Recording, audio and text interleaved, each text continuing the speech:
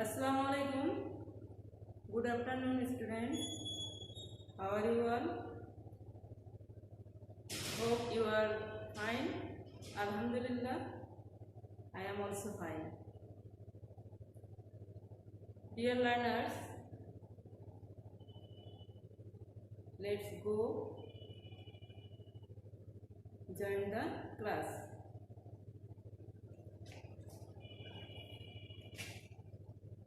Very beginning, you should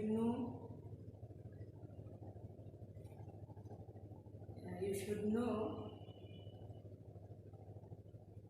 parts of speech first. So, what is parts of speech?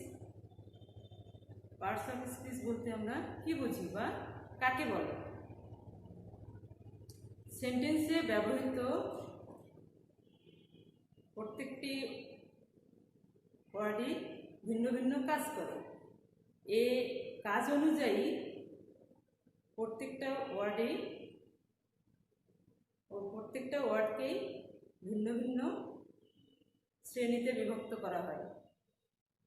তাদেরকে বলা হয় parts of speech. 8 types of parts of speech. So তাহলে আমরা 8 প্রকার parts of speech পেয়ে গেছি। Noun, pronoun, adjective, verb, adverb, preposition, conjunction, interjection. আজকে চলো আমরা একটি সেন্টেন্সের মাধ্যমে পুরো পার্টস অফ স্পিচগুলো আইডেন্টিফাই করি।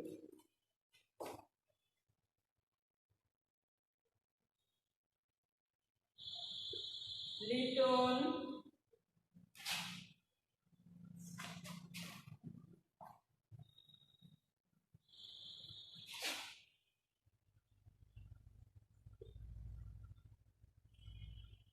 পুরা,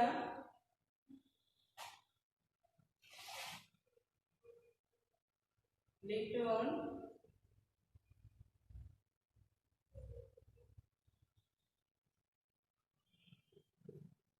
বর্দা,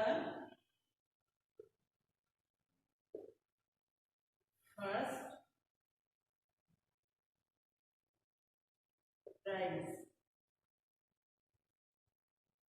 হি,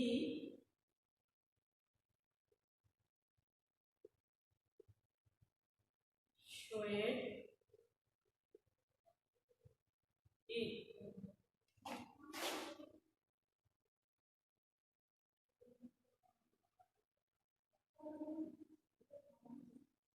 And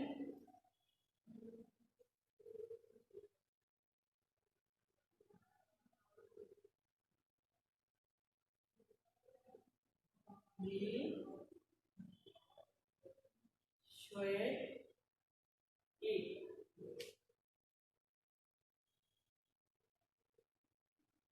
To his father instantly.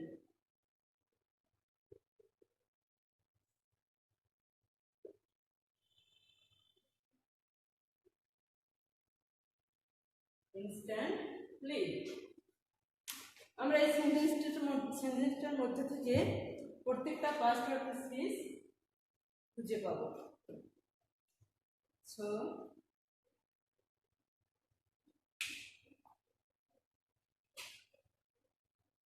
Liton, Liton কোনো ব্যক্তির নাম। আমাদের পার্টস অফ স্পিচের নাম্বার 1-এ আছে নাউন। কোনো ব্যক্তি, বস্তু, প্রাণী, স্থান, কোনো অনুভূতির নাম, অর্থাৎ যে কোনো নামকেই বলা হয় নাউন। তাহলে এই সেন্টেন্সটাতে নাম বলতে আমরা পাচ্ছি লিটন। তাহলে লিটনটা আমাদের হচ্ছে নাউন।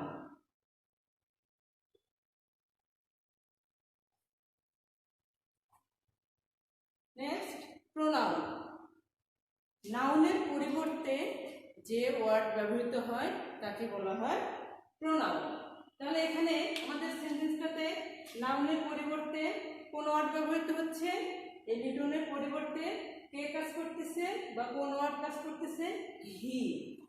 তাহলে এই হিটা হচ্ছে আমাদের প্রোনাউন। এটা হচ্ছে pronoun. Next adjective.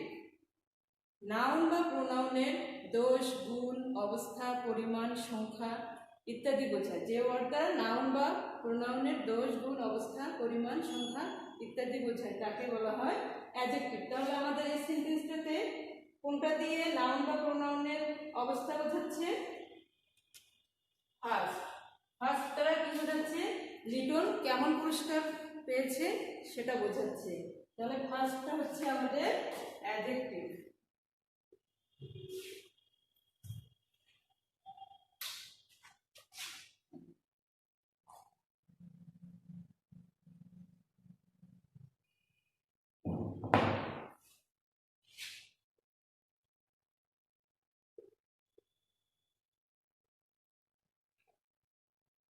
Next verb.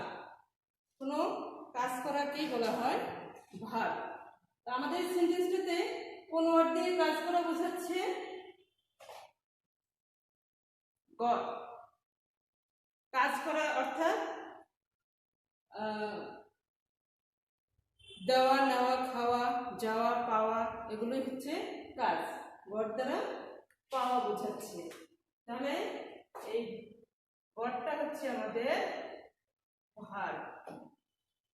Next adverb.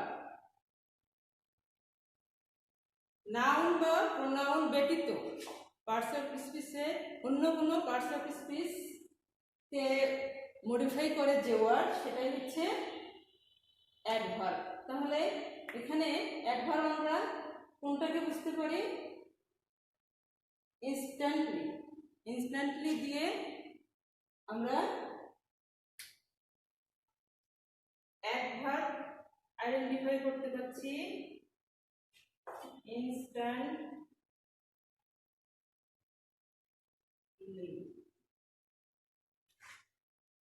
Next preposition. Noun বা যে ওয়ার্ড দ্বারা নাউন বা প্রোনাউনকে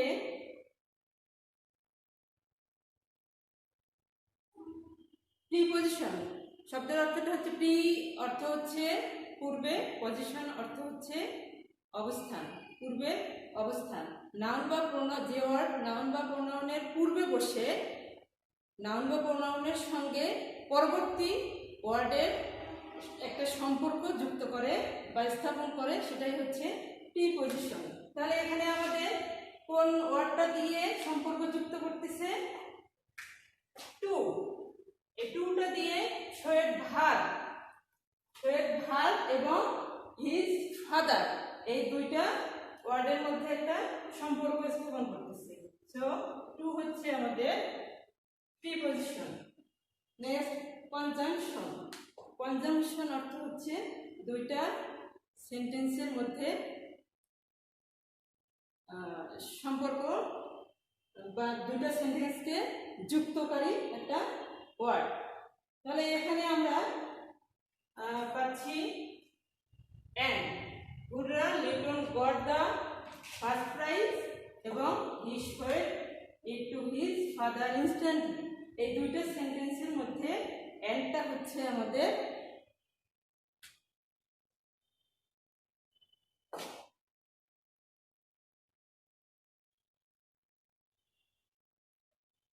যুক্তকারী।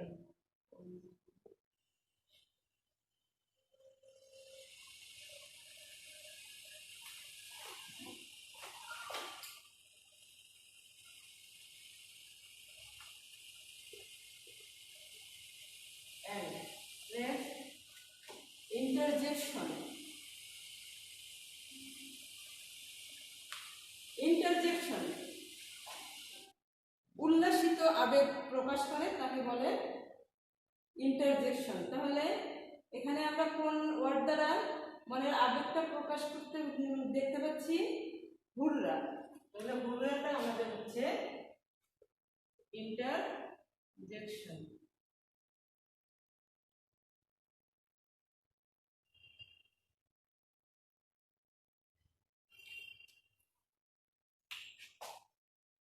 সো লার্নার্স, আমরা তাহলে একটা সেন্টেন্সের মাধ্যমে পার্টস অফ স্পিচকে আইডেন্টিফাই করে নিলাম। এখন আমরা পার্টস অফ স্পিচের নাউন নিয়ে সংক্ষিপ্ত আলোচনা করব। এই পরের অংশটা আমরা প্রজেক্টরের মাধ্যমে দেখাবো। সো লার্নার্স, আমরা তাহলে এখন নাউন নিয়ে আলোচনা করব। নাউন, নাউন কাকে বলে? কোনো ব্যক্তি, বস্তু, প্রাণী, স্থান অর্থাৎ যে কোনো নামকেই নাউন বলা হয়। নাউন কত প্রকার? প্রধানত নাউন দুই প্রকার। এক কনক্রিট, দুই অ্যাবস্ট্রাক্ট। এই কনক্রিট নাউনকে আমরা আবার চার ভাগে ভাগ করব। সেটা হচ্ছে proper noun, common noun, collective noun, material noun. এই চার প্রকার নাউনকে কনক্রিট নাউন বলা হয়। কনক্রিট নাউন বলতে কি বুঝি? যে নাউনকে কনক্রিট নাউন অর্থাৎ ইন্দ্রিয় গ্রাহ্য, অর্থাৎ যে নাউনগুলোকে আমরা উপলব্ধি করতে পারি ইন্দ্রিয় দ্বারা, সেগুলো হচ্ছে কনক্রিট নাউন। আর অ্যাবস্ট্রাক্ট নাউন, যেগুলোকে আমরা ইন্দ্রিয় দ্বারা উপলব্ধি করতে পারি না, সেগুলো হচ্ছে অ্যাবস্ট্রাক্ট নাউন। সো লার্নার্স,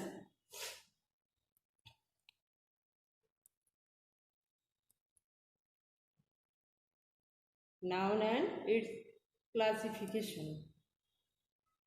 এই নাউন আলোচনা করে আমরা যা এখান থেকে লার্নিং আউটকামস যা পাবো, number 1, students will learn about the classification of nouns. Number 2, they will know the usage of nouns. What can you see in the pictures? Shalik, bird, a herd of cows, oil, name of quality, action, stat. তাহলে আমরা শালিকের জায়গাতেও দেখতে পাচ্ছি দুইটা পাখি, বার্ডের জায়গাতেও দেখতে পাচ্ছি দুইটা পাখি।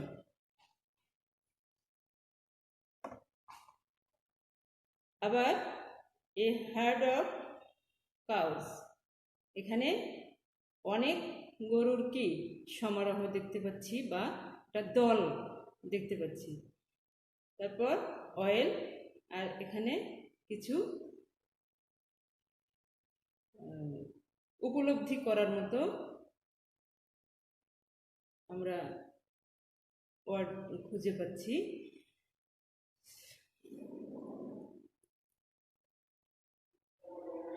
Look at the pictures. এখানে কি দেখতে পাচ্ছি? দুইটা শালিক। এখানেও দেখতে পাচ্ছি দুইটা শালিক। তাহলে এই দুইটা পিকচারেই আমরা একই রকম ছবি দেখতে পাচ্ছি, কিন্তু এখানে লেখা প্রপার, এখানে লেখা কমন। আচ্ছা, এখানে আবার দেখতে পাচ্ছি আমরা কিছু গরু সমন্বয়ে বা সমষ্টিগত একটা দল, অর্থাৎ একের অধিক কিছু সংখ্যা নিয়ে সমষ্টিগতভাবে বোঝানো হয় দল, এটা কালেকটিভ। তারপর এটা অয়েল, ম্যাটেরিয়াল আর অ্যাবস্ট্রাক্ট। তাহলে প্রপার এবং কমন দুইটাতে আমরা একই ছবি দেখতে পাচ্ছি, কিন্তু নাউনের আলাদা আলাদা নাম। এটা আমরা বুঝে নেই। প্রপার বলতে নির্দিষ্ট, যে নাউন দ্বারা নির্দিষ্ট নাম বোঝায়, যে তাকে বলা হয় প্রপার নাউন। যে ওয়ার্ড দ্বারা নির্দিষ্ট নাম বোঝায় তাকে বলা হয় প্রপার নাউন। তাহলে এখানে নির্দিষ্ট নাম বলতে এই পাখিগুলোর নাম কি? পাখিগুলোর একটা নির্দিষ্ট নাম আছে, নাম কি? এগুলো শালিক। এই শালিক নামটা নির্দিষ্ট করে বোঝানো হয়েছে বলে এটা প্রপার। এখানে কমন, আসলে শালিকের একটা সাধারণ নাম, যে ওর দ্বারা কোনো একজাতীয় কোনো মানে সাধারণ নাম বোঝায়, কোনো কিছুর একজাতীয় সাধারণ নাম বোঝায়, তাকে বলা হয় কমন নাউন। তাহলে এই শালিকের একটা জাতিগত নাম আছে, সেটা হচ্ছে কি? পাখি। এই পাখিটাই হচ্ছে, অর্থাৎ বার্ড হচ্ছে শালিকের কমন নেম। আচ্ছা, তারপর কালেকটিভ, যে নাউন দ্বারা এক জাতীয় ব্যক্তি বস্তুকে সমষ্টিগতভাবে বোঝায়, তাকে বলা হয় কালেকটিভ নাউন। তাহলে এখানে একটি গরুকে বোঝাচ্ছে না, কিছু গরুর সমন্বয়ে একটা সমষ্টিগত দল বোঝাচ্ছে, সেজন্য এটা কালেকটিভ নাউন। ম্যাটারিয়াল, যে নাউন দ্বারা কোনো পদার্থকে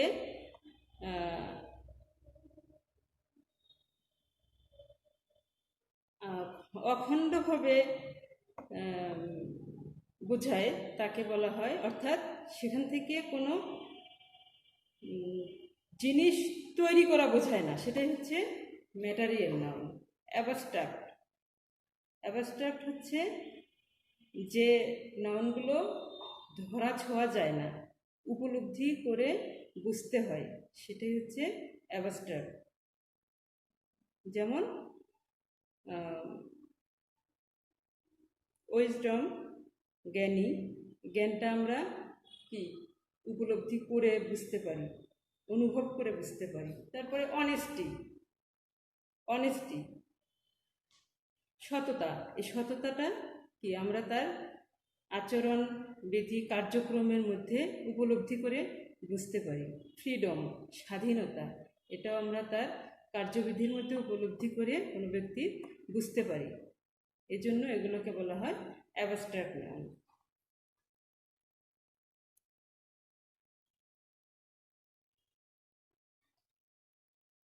আচ্ছা, পূর্বেই আমি proper noun, common noun, collective noun, material noun এবং অ্যাবস্ট্রাক্ট নাউনের ডেফিনেশনটা বলে দিয়েছি। এক্সাম্পল হিসেবে আসছে প্রপার নাউনের এক্সাম্পল, যেমন নির্দিষ্ট নাম, ফুয়াদ, সখীপুর, টাঙ্গাইল, কুরআন, বাইবেল, পদ্মা, সানডে, জানুয়ারি, এটসেট্রা। এগুলো এক একটা ব্যক্তির নির্দিষ্ট নাম, জায়গার নির্দিষ্ট নাম, বইয়ের নির্দিষ্ট নাম, নদীর নির্দিষ্ট নাম। Next, common noun. এই ফুয়াদের একটা জাতিগত নাম আছে, সেটা হচ্ছে ম্যান, বা ফুয়াদ ছেলে না মেয়ে, সেটা একটা জাতিগত একটা নাম আছে, বয়।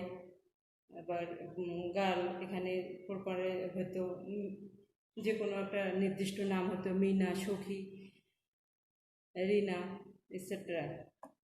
কালেকটিভ নাউন, আমরা এর আগেই ডেফিনেশনটা পেয়ে গেছি, যে কোনো সমষ্টিগত, কোনো নাউনের সমষ্টিগত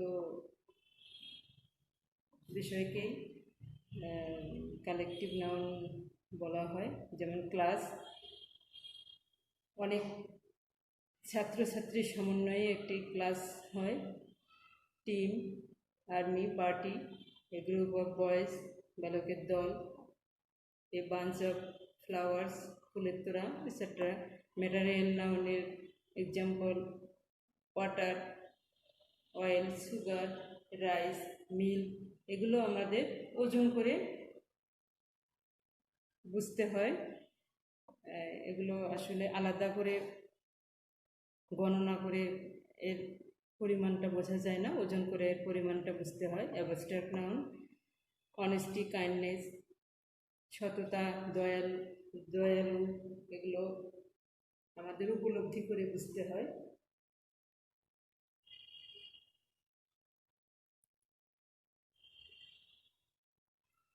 difference between proper noun and common noun. Proper এবং কমন নাউনের মধ্যে আমরা পার্থক্য কি খুঁজে পাই? প্রপার নাউন করিম, নির্দিষ্ট একটা ব্যক্তির নাম। এই করিমের জাতিগত নাম আছে বা কমন নাম আছে, সেটা হচ্ছে বয়। করিম আসলে মেয়ে না ছেলে, সেটাই আমাদের কমন নাউন হিসেবে পরিচিত, বয়। রিনা, রিনা এটা মেয়ের নির্দিষ্ট নাম, সেটাই হচ্ছে প্রপার নাউন। রিনা মেয়ে না ছেলে, সেটাই হচ্ছে রিনা প্রপার নাউন। আর রিনার একটা কমন নাম আছে, সেটাই হচ্ছে গার্ল, এটা কমন। ফ্রাইডে, ফ্রাইডে হচ্ছে প্রপার, ফ্রাইডে শুক্রবার। তাহলে এটা কিসের নাম? মাসের, বছরের, না সপ্তাহের? সেটাই হচ্ছে আমাদের কমন। তাহলে ফ্রাইডে শুক্রবার, এটা সপ্তাহের নাম। এই সপ্তাহ বা ডেটাই হচ্ছে কমন নাউন। জুলাই, জুলাইটা আমাদের একটা নির্দিষ্ট নাম বোঝাচ্ছে, সেজন্য এটা প্রপার। জুলাইটা আসলে কিসের নাম? দিনের, মাসের, না বছরের? সেটাই হচ্ছে আমাদের কমন। মান্থ। বাংলাদেশ, নির্দিষ্ট একটা দেশের নাম বোঝাচ্ছে কি? বাংলাদেশ, এটাই হচ্ছে প্রপার। তাহলে এই বাংলাদেশটা কি? বাংলাদেশটা কিসের নাম? এটা দেশের নাম, কান্ট্রি, কান্ট্রিটাই হচ্ছে বাংলাদেশের কমন। পাদমা, এটা হচ্ছে নির্দিষ্ট একটা নদীর নাম, সেজন্য এটা প্রপার। পাদমাটা কিসের নাম? নদীর নাম, এটা সাগর নাম, নদী। এই নদীটা নির্দিষ্টভাবে নদীটাই বোঝাচ্ছে জন্য একটা কমন নাম বোঝাচ্ছে, নদীটা জাতিগত নাম বোঝাচ্ছে নদী, সেজন্য নদীটা হচ্ছে বা রিভারটা হচ্ছে কমন নাউন। ফজলি, ফজলি এটা নামের একটা আমের একটা নির্দিষ্ট নাম, সেজন্য ফজলিটা হচ্ছে প্রপার। তাহলে ফজলিটা কিসের নাম? কাঁঠাল, লেবু, কমলা, আপেল, না আম, সেটাই হচ্ছে বোঝানোর জন্য যে ওয়ার্ডটা, সেটা হচ্ছে আমাদের ম্যাঙ্গো। ম্যাঙ্গোটাই হচ্ছে আমাদের common. So learners, difference between common noun and collective noun. এবার দেখো কমন নাউন এবং কালেকটিভ নাউনের মধ্যে পার্থক্য।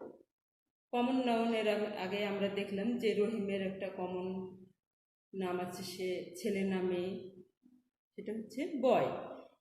তাহলে বয়টা হচ্ছে কমন। এই কমনটা যখন আমাদের কালেকটিভে রূপান্তর হবে, সেটা কিভাবে হবে?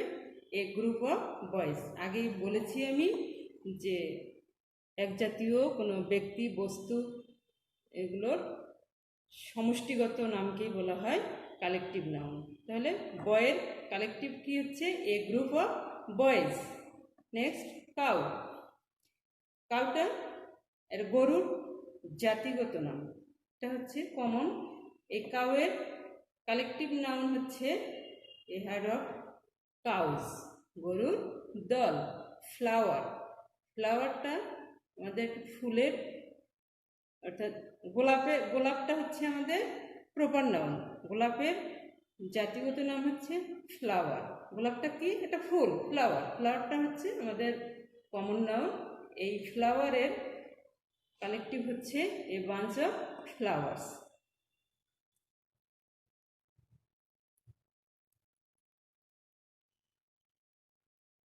সো লার্নার্স, এবার আমরা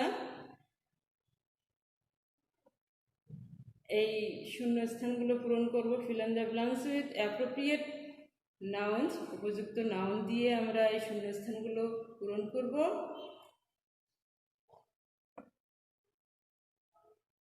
number 1, on who teaches the students is a, কি হতে পারে এখানে? যে ছাত্রছাত্রীদেরকে শিক্ষা দেয় তিনি একজন কে হতে পারে? নিশ্চয়ই তোমরা জানো কে হতে পারে, একজন টিচার। তাহলে আমরা অ্যাপ্রোপ্রিয়েট নাউন হিসেবে এই ব্ল্যাঙ্ক স্থানে টিচার দিতে পারি। তাহলে next sentence, dash is the best policy, dash is the best policy, কি মহৎ গুণ হতে পারে সবচেয়ে? Honesty is the best policy. Good. Number 3, hour cricket dash is strong. তোমরা নিশ্চয়ই বলতে পারবা ফাঁকা স্থানে আমরা কোন উপযুক্ত শব্দটা বা কোন উপযুক্ত নাউনটা দিয়ে আমরা এখানে ফিল আপ করতে পারি। আওয়ার ক্রিকেট ইজ স্ট্রং, কি হবে? আমাদের ক্রিকেটের কি শক্তিশালী? টিম। তাহলে আমরা অ্যাপ্রোপ্রিয়েট নাউন হিসেবে এখানে টিম দিতে পারি। Number 4, dash is an international language. তাহলে আন্তর্জাতিক ভাষা, কি আন্তর্জাতিক ভাষা? আমরা সবাই জানি কি? English is an international language. Number 5, we write on dash. আমরা কিসের উপর লিখি? এখানে আমরা অ্যাপ্রোপ্রিয়েট নাউন কি দিতে পারি? we write on paper দিতে পারি। Good. Number 6, dash has no color, কি দিতে পারি? yes, কিসের রং নাই? ওয়াটার হ্যাজ নো কালার, পানির কোনো রং নেই। Number 7, Kamal is a good, এখানে কি দিতে পারি? বয় দিতে পারি, ম্যান দিতে পারি। Number 8, one who delivers letters is a dash, যে চিঠি বিতরণ করে তাকে আমরা কি বলি? yes, postman. Number 9, the dash is a faithful animal. তাহলে শান্ত প্রাণী বলতে আমরা কাকে বলতে পারি? কাউ দিতে পারি, ডগ দিতে পারি। তাহলে the cow is a faithful animal. Number 10, dash is our main food. আমাদের প্রধান খাদ্য বলতে আমরা কি বুঝি? কি দিতে পারি? Rice, rice is our main food. So learners, তোমাদের হোমওয়ার্ক হিসেবে আমি 2টা কোশ্চেন দিচ্ছি।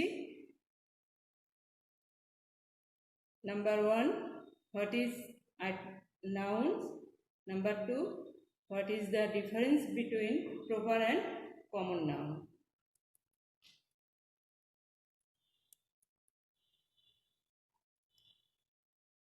So learners,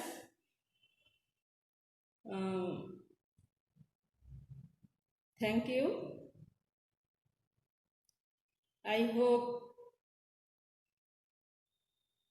we will go to school again and we will attend school again, attend class again. See you next time. Allah Hafiz.